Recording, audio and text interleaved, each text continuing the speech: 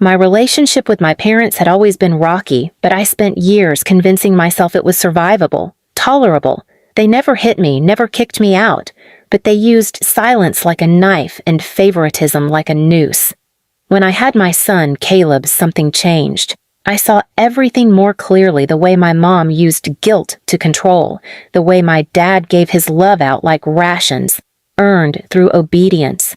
I told myself I wouldn't let them near Caleb until I saw proof they had changed. For years, I kept them at a polite distance.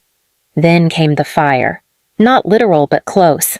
My landlord's wiring failed, and our apartment was declared unlivable. Just like that, Caleb and I were between homes. Insurance would cover a hotel, but the wait list for family housing was long. Please subscribe to our channel and tell us in comments from where are you watching this video. My mom called the next day. "Bring Caleb here," she said. "We've got room." I hesitated. It'd only be a few days. "We'll treat him like our own," she said, like she was doing me a favor. My dad grunted in the background. "Just until you get back on your feet." Caleb was 7. He liked reading, hated loud noises, and loved peanut butter and banana sandwiches. I packed enough groceries to last a week, printed his food allergies in bold letters, and kissed his forehead before leaving. I didn't sleep that night. Something in me twisted, and I couldn't explain why. By the 3rd day, Caleb's voice sounded different on the phone, quiet, tired. I asked what he'd eaten. He paused. "Some crackers," he said. "That's it?" "Papa said lunch is for family, and I'm just visiting." The phone slipped from my hand. I drove through the night. When I arrived at their house the next morning, the first thing I noticed was the smell. Sausage, eggs, pancakes. My stomach turned. Caleb sat at the far end of the kitchen table with an empty plate in front of him. My dad was halfway through a stack of pancakes. My mom was sipping coffee, reading a magazine. "Where's his food?" I asked. My mom didn't even blink. "He already ate." "No, I didn't," Caleb whispered, head down. My dad snorted. "He had some crackers yesterday. He's not starving." I looked at my son, pale, sluggish, shrinking into himself like he was learning to be invisible. I turned to my mother. "Why would you say he's not family?" She rolled her eyes. "Because he's not. He's your kid. We didn't sign up for this." "He's 7, I said, my voice cracking. "You think punishing a child is normal?" My dad stood. "No one's punishing him, but he's not entitled to anything. Not like Melissa's kids, they're here every week." There it was. Melissa. My sister. The golden child. Her kids had entire bedrooms in this house. Meanwhile, my son was being starved like an unwelcome pet. I didn't scream. I didn't fight. I walked to Caleb, picked him up, and said quietly, "We're leaving." My mom called after me. "You're seriously making a scene over snacks?" I didn't turn around. I didn't say goodbye.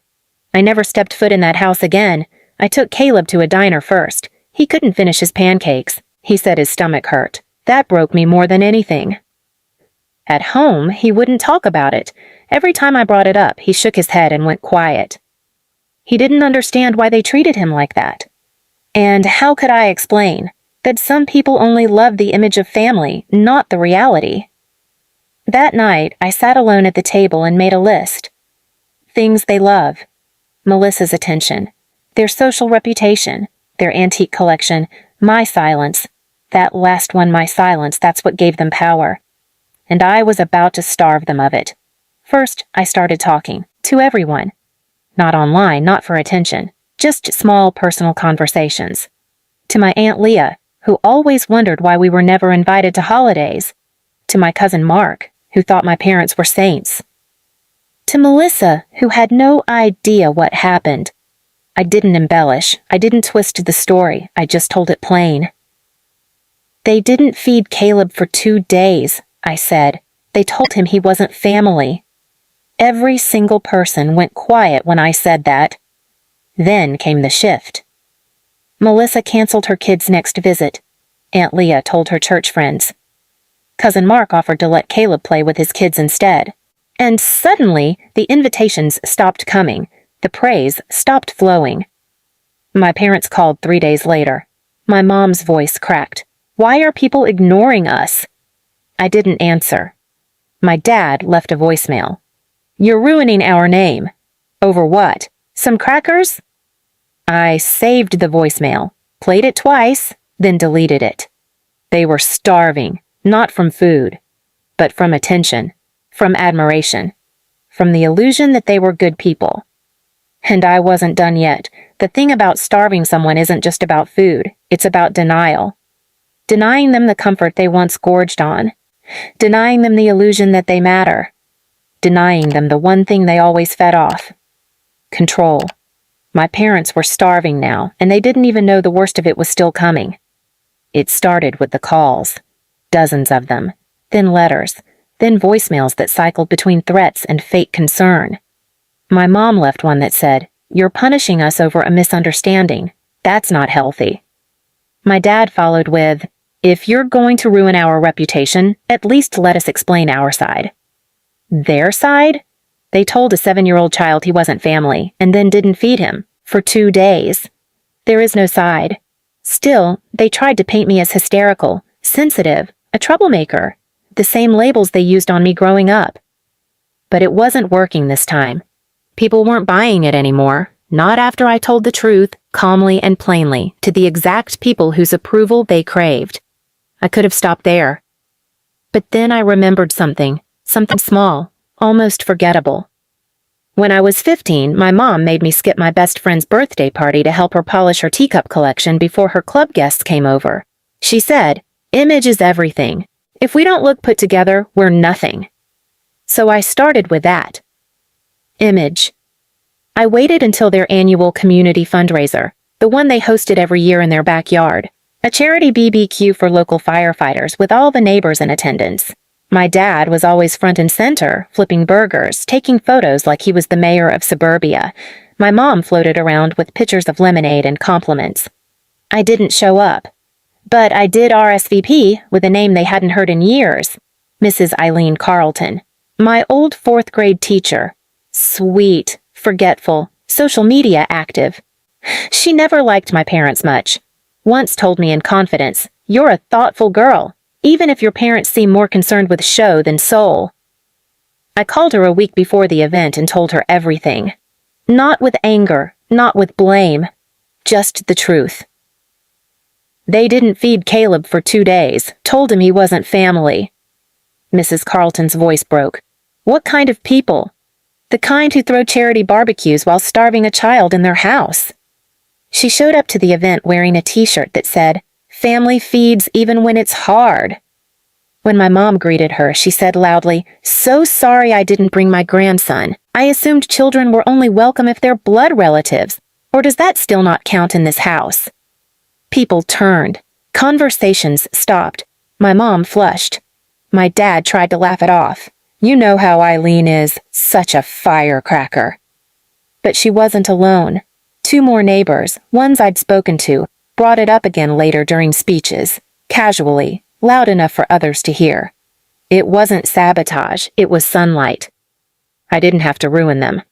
I just opened the blinds. They tried damage control. My dad called me, voice shaking for the first time. "Why are you turning people against us? We're your parents." "No," I said, "you're Melissa's parents. You made that clear." My mom left a final message that week. She didn't yell this time. She cried. "I made a mistake. I didn't think it would spread. I didn't think people would stop inviting us." It wasn't an apology. It was mourning. She was mourning the version of herself she could no longer sell to others. That's when I knew they weren't sorry for what they did to Caleb. They were sorry people finally saw it. But I wasn't done. Because I hadn't yet touched what they truly loved most. There was one thing they treasured above all else, even more than their reputation. Not Melissa. Not each other. It was the house. The one they bragged about to every neighbor, every visitor, every distant cousin who dropped by once a decade. A pristine colonial-style home my father inherited from his father, spotless lawn, brick chimney, heirloom rose bushes planted in geometric rows. It was more than property to them. It was identity, legacy, proof that they'd done something right in life. And they used to say it all the time. This house will stay in the family forever. Funny, because now there were no more birthdays held there, no grandkids in the backyard, no framed photos of Caleb or me on the fireplace mantel. Just silence, shame, and ghosts they pretended weren't theirs. So I gave them one final gift. I sent them a package. Inside was a box of family photos. My childhood photos, the ones with them cropped out. Caleb's first day of school. Me and Caleb at the zoo, all of them duplicated on thick, glossy paper. Tucked on top was a letter, handwritten. This is your family now in pictures only. Look at them as long as you want, because that's the closest you'll ever get again. You fed your pride more than you fed my child. You called him a visitor. Now you'll be strangers. This house will stay in the family forever? No, the family left the house, and it's just a shell now. I never got a reply. But a week later, Melissa called. She said she drove over to visit and found the house dark, curtains drawn, blinds shut. They barely speak anymore, she said quietly. Dad just walks around in his slippers. Mom keeps trying to get people to come over, but nobody wants to. Good, I said. That means they're finally living like Caleb did for those 2 days. She tried to defend them, softly, like she didn't believe herself. They were raised a different way. So was I said, but I don't starve kids and call it discipline. Melissa never brought it up again. Time passed. Caleb started smiling again, laughing, asking questions like, do birds get hungry when it rains? And do grandmas always forget snacks? One day he asked, can we drive by their house? I looked at him. Why? I just want to see it. So we did. We stayed in the car, parked across the street. The yard was overgrown. The porch light flickered. A single curtain moved, but no one came out.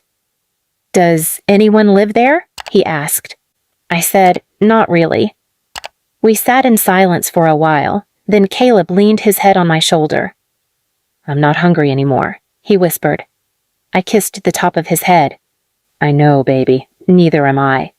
Please subscribe to our channel and tell us in comments from where are you watching this video?